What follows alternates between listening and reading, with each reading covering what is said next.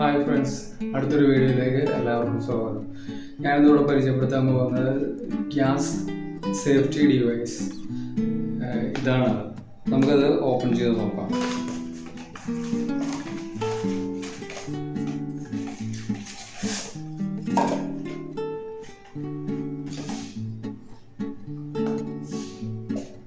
ഇതാണ് gas safety device.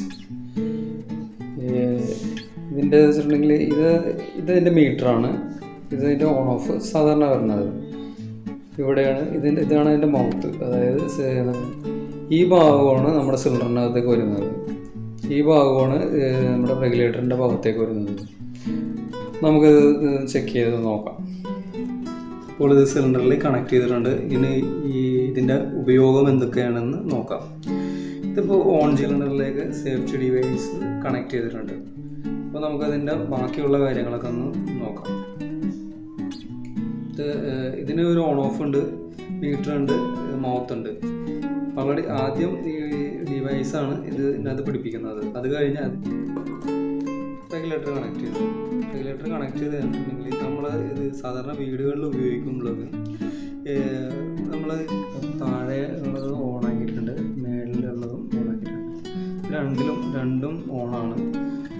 രണ്ടും ഓണാക്കി കഴിഞ്ഞതിന് ശേഷം ഇവിടെ ഒരു മീറ്റർ ഉണ്ട്. ഈ മീറ്ററിലൊന്ന് പ്രസ് ചെയ്താൽ മാത്രമേ ഗ്യാസ് പുറത്തേക്ക് വരുള്ളൂ. അപ്പോൾ ഞാനിപ്പോൾ അത് മീറ്ററിൽ പ്രസ് ചെയ്യുന്നതാണ്. പ്രസ് ചെയ്തപ്പോഴേക്കും ഓൾറെഡി ഇപ്പോഴേക്ക് നമുക്ക് സ്റ്റൗവിലേക്ക് ഗ്യാസ് കത്താനുള്ള ഓക്കെയാണ്.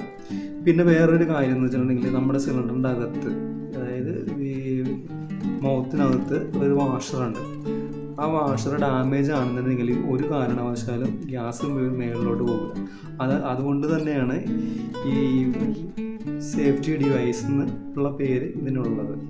പിന്നെ വേറെ കാര്യം ശ്രദ്ധിച്ച് നോക്കി, ഈ നമ്മുടെ സിലിണ്ടറിനകത്ത് എത്ര ഗ്യാസ് ഉണ്ടെന്നുള്ളത് നമുക്ക് ഇവിടെ നോക്കിയാൽ ഈ മീറ്ററിൽ അറിയാൻ പറ്റും. ഓക്കെ ഗൈസ്, അടുത്തൊരു വീഡിയോ ആയിട്ട് നമുക്ക് വീണ്ടും കാണാം.